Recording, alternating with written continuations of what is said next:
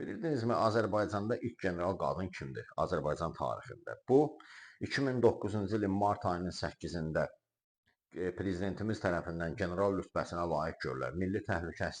Keçmiş Milli Təhlükəsizlik Nazirliyi Baş Əməliyyat Texniki İdarəsinin rəisi Natəvan Mirvətov olmuşdur. Lakin o 2018-ci ildə MTN işi çərçivəsində məsuliyyətə cəlb edildiyinə görə həmin rütbə onun əlindən alınmışdır.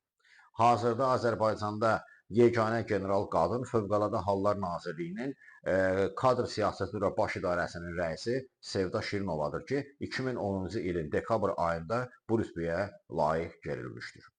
Bəs Türkiyədə, qonşu Türkiyədə ilk general qadın kimdir onun tarixində? Bu, Türkiyə Jandarmeriyası Baş İdarəsinin rəisi Özləm Yılmazdır ki, deməli, general rütbəsinə layiq görülmüşdür. Bir məsələni də deyim, bəs İslam dünyasında ilk general kim olmuşdur? Bu Pakistanlıdır. Yəni Pakistanda ilk qadın Milli Qvardiya batalyonlarının rəisi olan Rəna Ləyaqət Əlixan Bəyim adlı bir xanımdır ki, 1949-cu ildə briqada generalı rütbəsini almışdır.